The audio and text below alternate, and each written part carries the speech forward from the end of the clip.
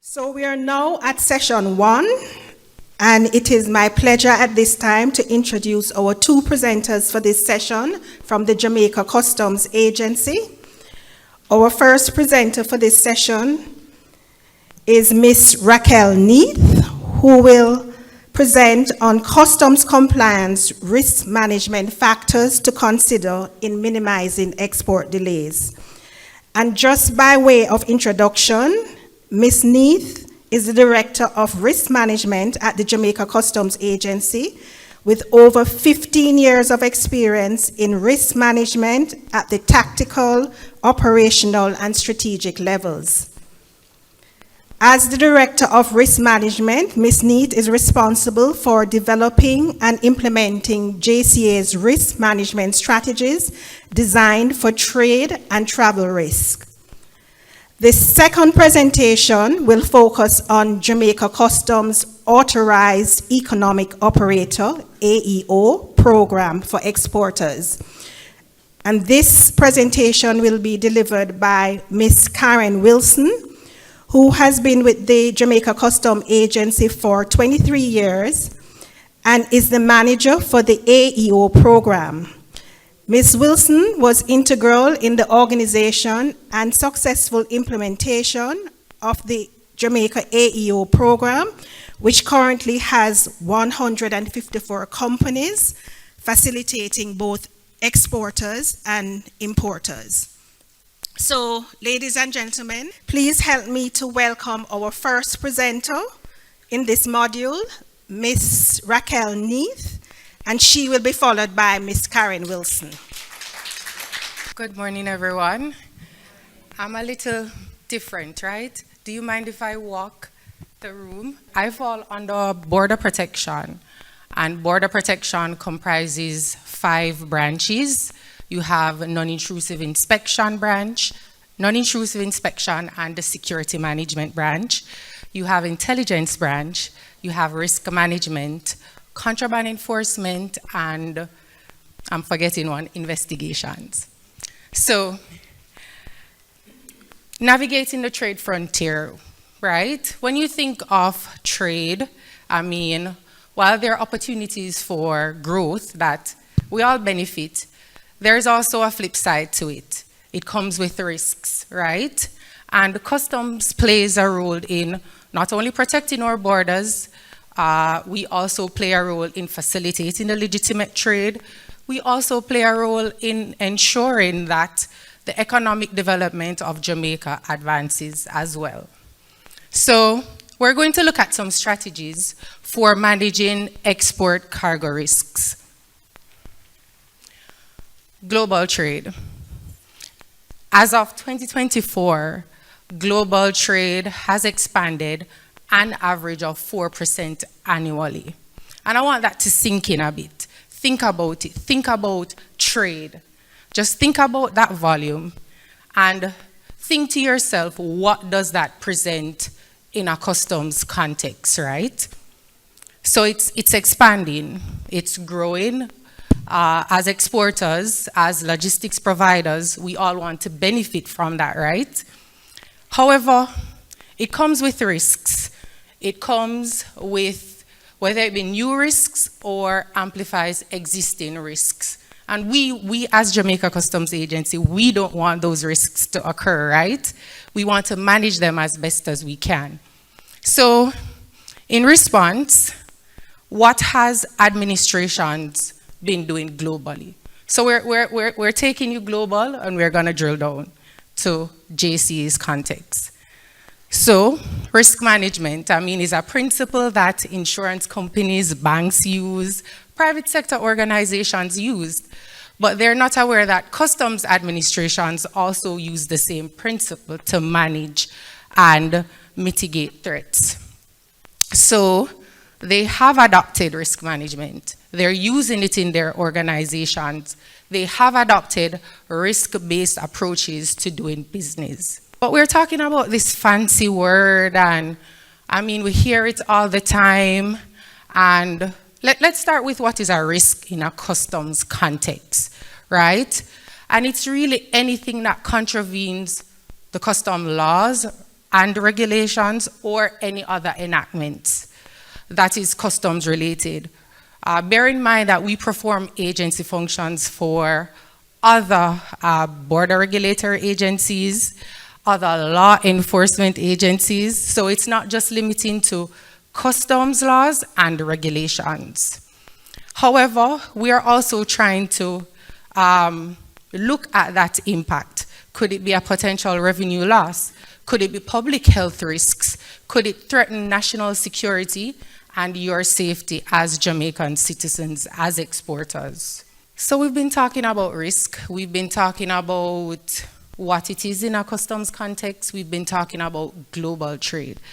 We're going to go a bit in terms of what administrations have been doing. So in the past, we were very manual. We were checking everything as administration, and it was not giving us the returns that we wanted. It's physically and humanly impossible to examine every single cargo that comes to just Jamaica. So think about it globally, where population size vary, cargo volume vary. It's impossible for administrations to inspect that cargo, right? So they have adopted risk-based practices, programs, and you will hear about like programs like the AU program. Other countries might have trusted trader programs, but that's also a risk-based program that countries are implementing to help them, because they're legitimate people, they're legitimate travelers, they're legitimate traders. Not everybody is non-compliant. In adopting that risk-based approach, what they would have recognized is improved compliance.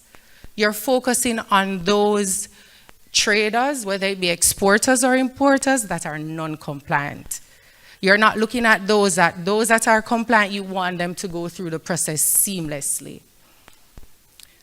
The other point we're looking at is enhanced operational efficiency and effectiveness. When we talk about this, we're saying, okay, you get faster clearance times for low risk in shipments. We're looking at detection and prevention. We're looking at those that present a greater vulnerability. We're also looking at how we adapt to emerging trends and threats, right? What is happening globally that could impact us here in Jamaica. And then better resource allocation. I said it. We don't have enough resources to inspect everything, all of the cargo that comes to Jamaica. That's, as I said before, it's impossible. So let's talk about JCA's context now. So we as an organization have adopted a risk-based approach to doing business. Contrary to popular beliefs, we don't examine everything. We do it by using risk management and intelligence. A bit of random selection is incorporated in that too, because it's also an aspect of risk management, but that's very minuscule. So what is our mandate in JCA? Essentially, what we're trying to do is ensure compliance, protect our country that we love so much. So we want to ensure equitable collection of revenue. We want to facilitate legitimate trade. We also want to protect our country. We want to protect the citizens. We want to ensure that you are safe from a public health standpoint, from a national security standpoint. So JCA's risk-based approach, what we would have done. We're guided by international standards and best practices. We don't just come up with this and say this is what we're doing.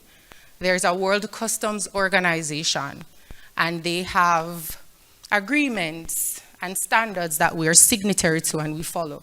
So for instance, you have the revised Kyoto Convention, which is like a blueprint for modern customs administrations. It basically tells you what you need to do to be a modern customs administration. We're a signatory to that since 2021, and we're implementing same. Similarly for the Safe Framework of Standard, and Karen will expound a bit in the AO program about your supply chain security and how that is helping us to help you. And then the other factor is ISO 31000. We are following that standard as it relates to risk management. What has it done for the JCA? I mean, we're not perfect, we're not fully there, but if you should talk to exporters who have been exporting for a while or importers, they will say, we have come a far way. We are not inspecting everything. We are trying to make the process as seamless, as efficient, but effective. We don't want to inspect everything. We want to look at those that have a threat, right?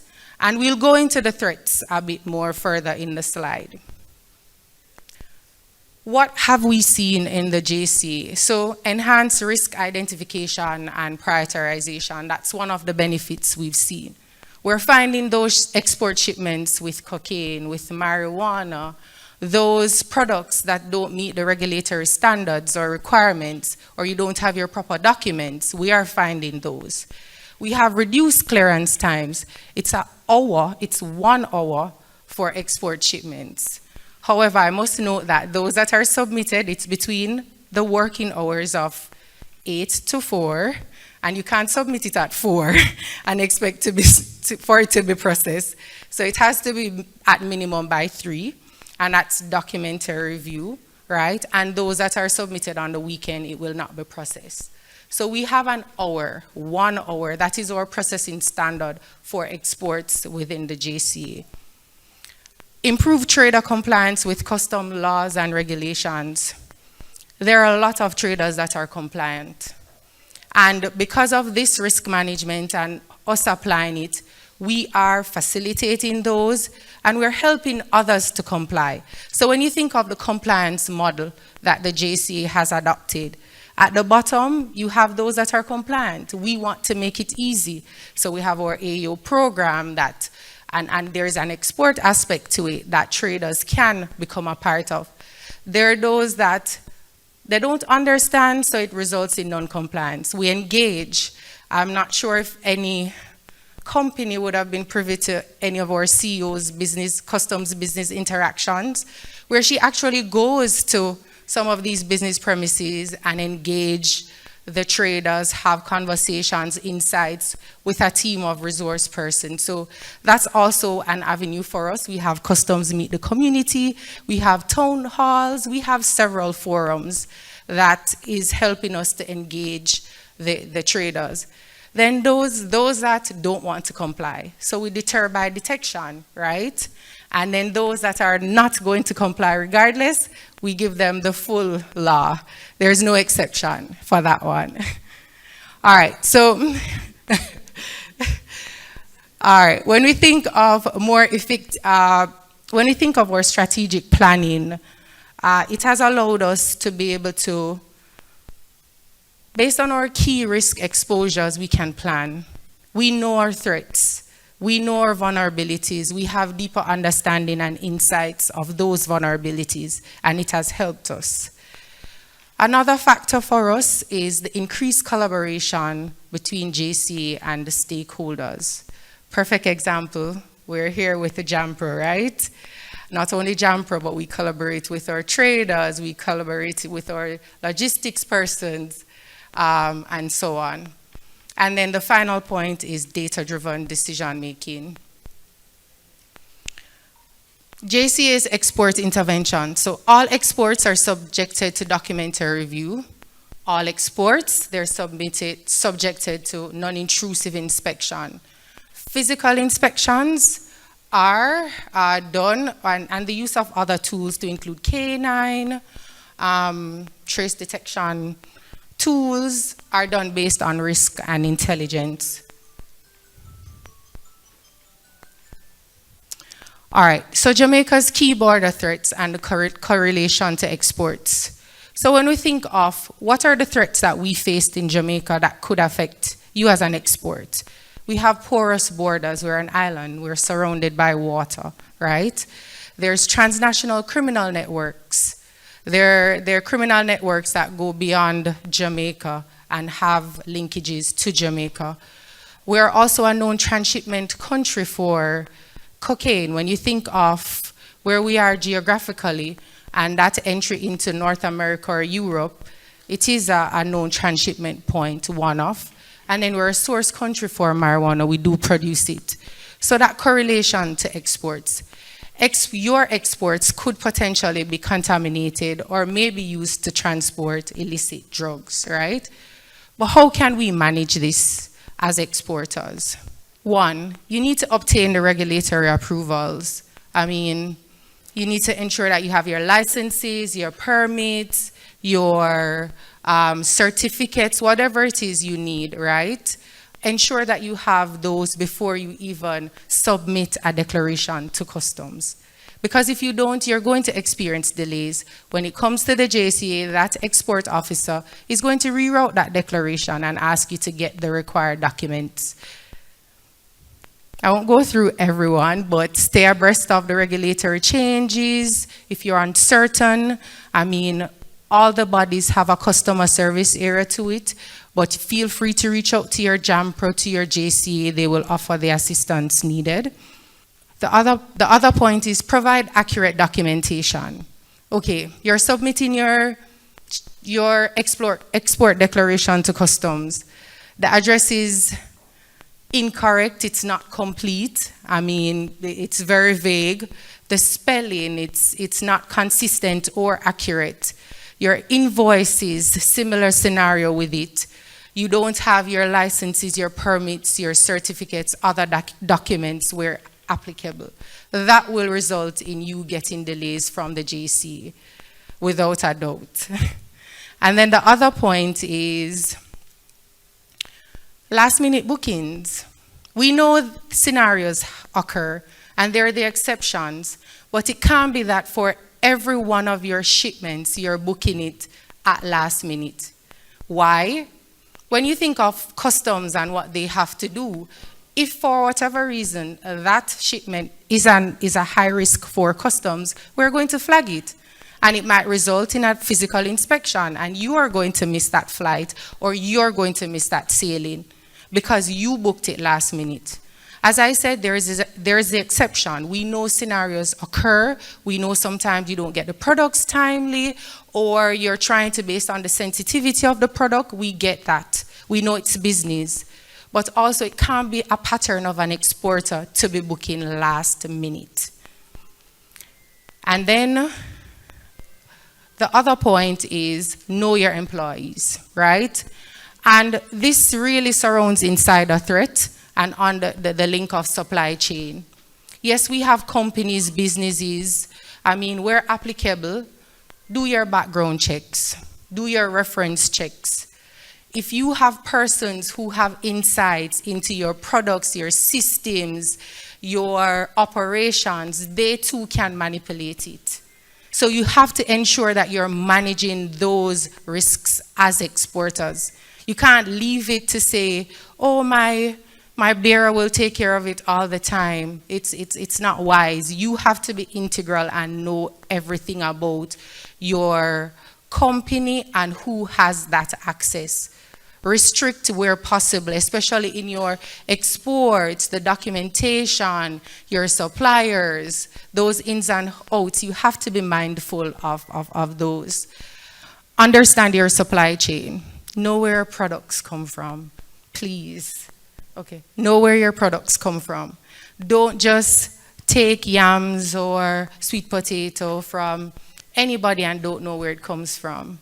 It can introduce risks for you as exporters. So be mindful of that. Your packaging, your labels, even your pallets, simple things that you take for granted.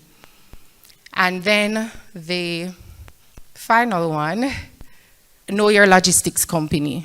I mean, choose freight forwarders, customs brokers, carriers that are experienced, because you don't want the errors. You don't want the misclassification of your items.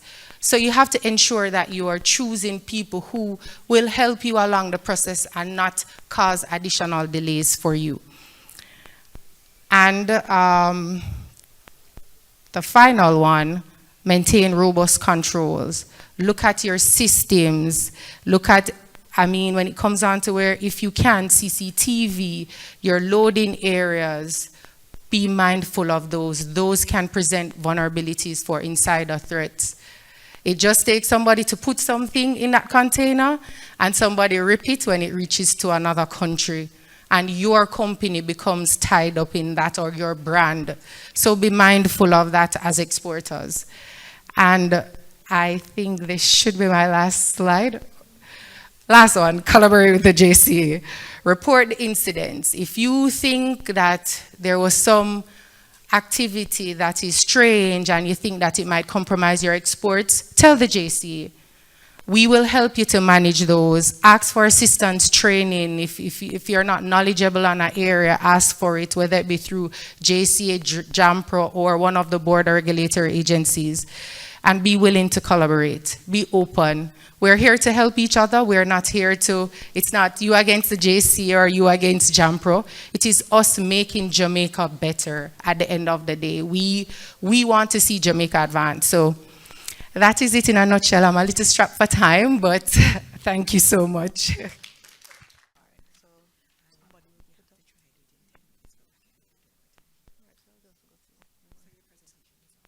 My name again is Karen Wilson. I am the manager of the AU program in relation to Jamaica.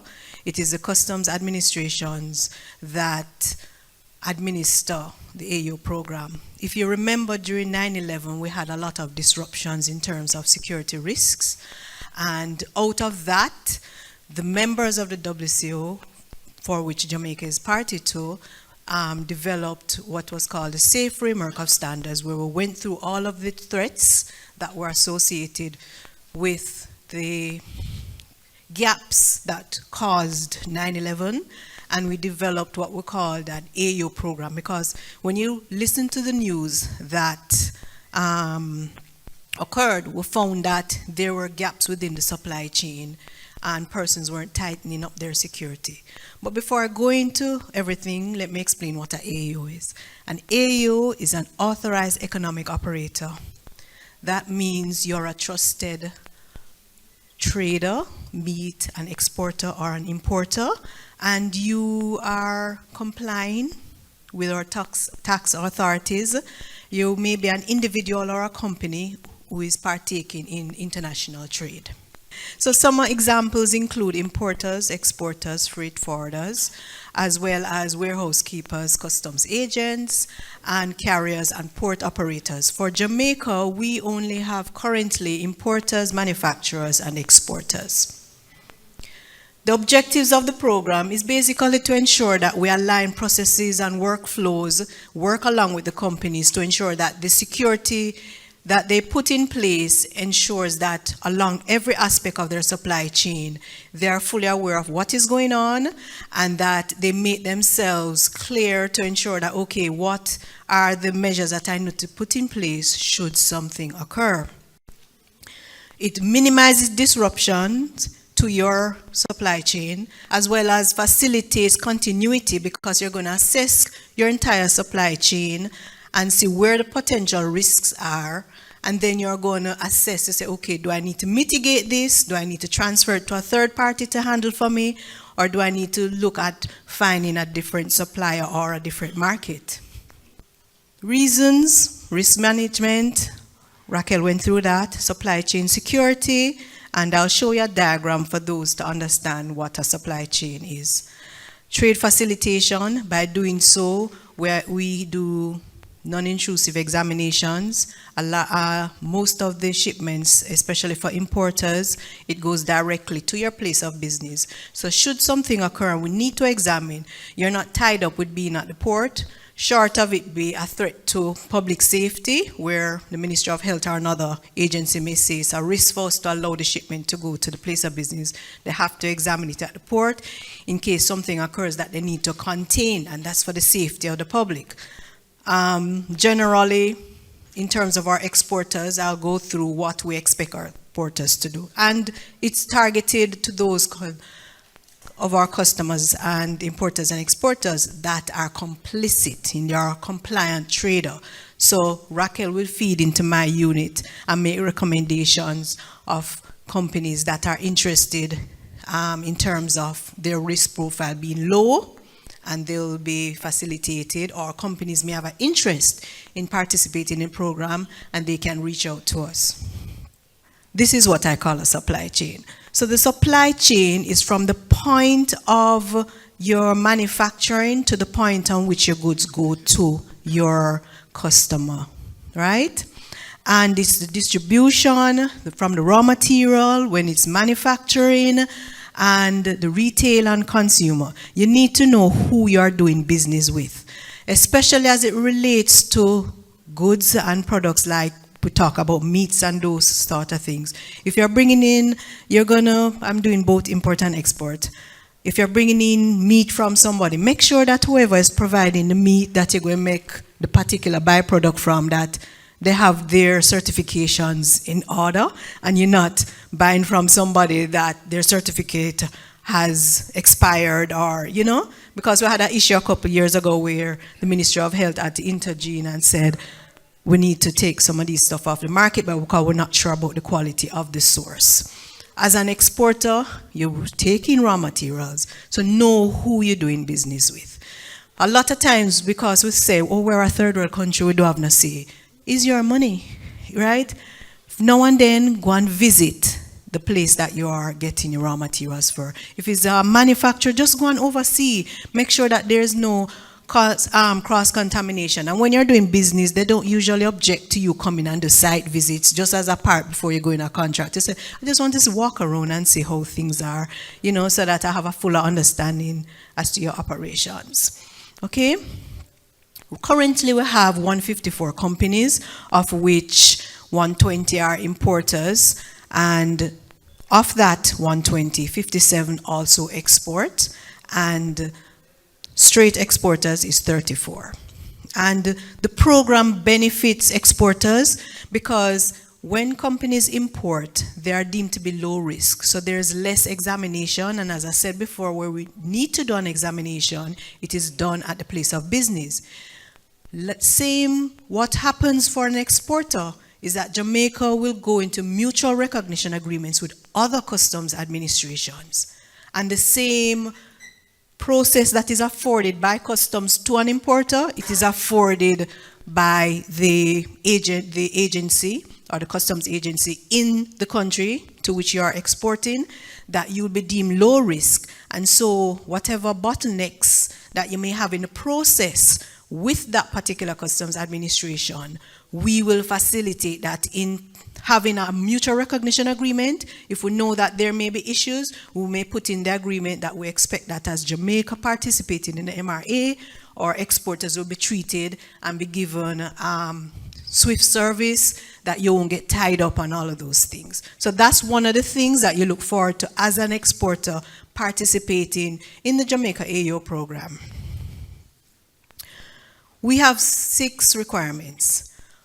For an exporter, we made it easy. You only need to export 1 container because we're trying to push for the export, and we know that we're trying to make markets available for our exporters to grow the country. For an importer, it is a minimum of 6 containers per annum. Additionally, you have to be actively trading, registered company, and actively trading for 3 years. So if you have a registered company and you haven't started actively trading yet, you won't meet the criteria, because if you're going to be deemed low risk, we work along with risk management and post-clearance audit to ensure that there's compliance. So we have to have access to proper books of accounts in order to perform audits, because we're not checking your goods now, So because most of the goods are not being checked, we have to make sure we can audit your books and records periodically to make sure that you're in compliance. Another thing is, well, I spoke to the audit, financially viable. If in some jurisdictions allow you to get your goods, and this is for importers, prior to paying, we know the likelihood of that occurring in Jamaica is minimal, but the thought is there, that's why I left it there, that how can we benefit our exporters and our importers in the future. And at the end of it, we also need to be in good standing with both JCA and all of the trade organizations. When we talk about the security requirements, and you can get a flyer at the end. These are the security. We'll look at these things in terms of your management and administration, your business partner security, who you're doing business with, how do you go about choosing. And the purpose of it is not to be intrusive, but for you to be aware of how you do your processes so that you can say, okay, I may not have thought about this. When I'm looking at my supply chain, where's the risk? And when I talk about supply chain, you may have I'll give you an example. Be it not local, but a company hired a haulage company in the US to transport their goods. It was during the holiday period, and you know, sometimes you sublet an activity. So they outsource the trucking to party. You are talking with party A, you know. Party A outsourced to party B. Party B went and outsourced to party C. You know how trucking go in US. You have the truck stops where they stop and they take a break. He stopped, took a break, left the truck running because he didn't intend to spend long. Unbeknownst to him, he was being trailed, came back out, truck gone with load. So now you have 3 individuals that they need to try and get to the person whose container it is. And that is when the person who initially made the first contact with party A realized that, but hold on there, you never tell me say it's 3 people going to touch my goods. How I know there's not any contamination? So even when you're exporting and importing, ensure that you know who. Ask your freight forwarders, how many people my good going to? Is it going to be staying at a warehouse before it moves? Is it going to consolidate to A? If it's a trucker, how many parties are going to be involved? Because remember, you know, sometimes you may not have contraband, but somebody may have like a scent. Because you know when they use the sniffer dogs, they don't business if they find out. They just want to smell something. And once they flag that, your container not going anywhere. Once they pick that up. So you need to be aware of the risks. Information technology, because what we do is walk through and look at your policies and procedures in related to all of those items to say, look here, this is where you have a potential risk, right? If you have IT systems, where's the backup? We're having a lot of hacking now, this whole AI thing and thing, people getting affected by that. Some of the benefits, you have an assigned AO account officer, so that person will be your point of contact. And you also have a designated unit that deals with the AO declarations only. And they have a faster turnaround time than the regular processing. In terms of our application process, it is all online. So once you go to the JCA website, you will see, once you click business, and then you click on AO, you see a video, and it gives you all the information and the requirements. You have to do a pre-assessment just to ensure that you pass the basic requirements in order to get onto the actual application form. Then someone will reach out to you and say, I am the one that has your application, introduce themselves, set up a time to do the schedule, come and sit down with you, explain in more detail the AO program, and that person will do what is called a validation process, usually a team of 2 or 3, where they go through, and if anyone is familiar with the ISO audit, is basically checking your policies and procedures to ensure that what you say you're doing, how you say you're doing it is actually what you're doing. And we will guide you. If something may be a potential risk, we will say you need to review this. Once that is done, okay, clicker working against me. So this gives you a visual for those who are visual learners, because we know some persons love to see, some persons are good at listening.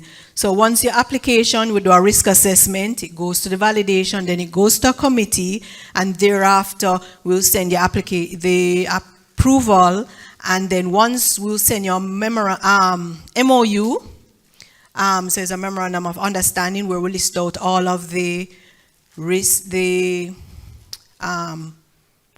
requirements of both parties, so what our rights and obligations are between each other as JCA and exporter or importer. Once that is signed and returned, you actually get a certificate. And one thing I must say, past actions with WCO have indicated that a lot of companies, because of the high risk now in trade, they are seeking out authorized economic operators, certified companies, because they know the security requirements and what you have to go through. So they say, okay, I am a bit safer dealing with another company that is certified as an AO. How it extends to Jamaica, you have a faster turnaround time, so you have things are processed a bit quicker. And it translates to you having a faster turnaround time that causes your business to be more active. I spoke about the governance generally, that it's our senior operators and management team that is a part of what we call the AO committee. And we have what is called a private sector committee, which is a group of the AO companies that have come together and formed a committee to say, okay, where on the ground is our businesses, how is this working, what recommendations can we give to the JCA to say how can we better improve this agency. And we also have another one with the thing. In terms of the PIR, you guys, for those that manufacture, we do have a benefit where currently, annually you have to recertify your PIR. As an AO company, your PIR currently is 3 years certification for the AO status. Once you're a manufacturer, initially as a first certified company, manufacturing company, your PIR certification will be the same as the AO certification, which will be 3 years. And then upon recertification, your AO status will be for a certification period of 5 years, and so will your PIR certification. So you don't have to be doing that annual changing, yeah. So I spoke about mutual recognition agreement indirectly in terms of how we go forward, and I think that is the end of my slide. Thank you.